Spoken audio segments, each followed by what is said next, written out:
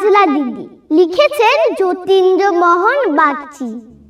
বাঁশবাগানে মাথার উপর চাঁদ উঠেছে ওই, মাগো আমার শোনুক বলা কাজলা দিদি কই।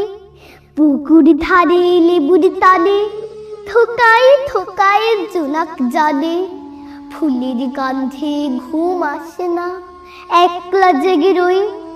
মাগো আমার কুলের কাছে কাজলা দিদি কই।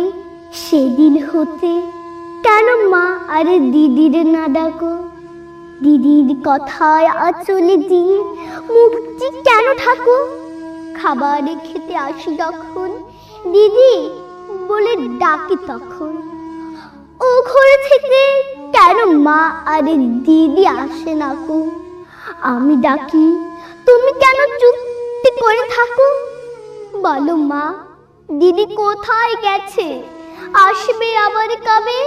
কাল যে আমার নতুন ঘরে পুতুল বিয়ে হবে, দিদির মত ফাঁকি দিয়ে আমিও যদি লুকাই গিয়ে, তুমি তখন একলা ঘরে কেমন করে যাবে। আমিও নাই দিদিও নাই, কেমন মজা হবে।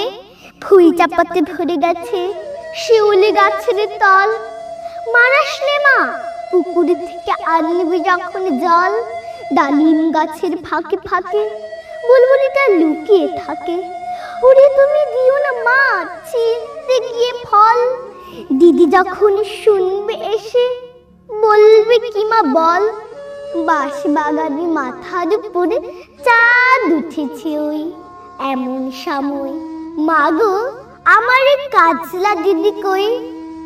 লেবুর তলে পুকুর পাড়ে ছিচি ডাকে ছোপে ছাড়ে, ফুলের গন্ধে ঘুম আসে না, তাই তো জেগে রই।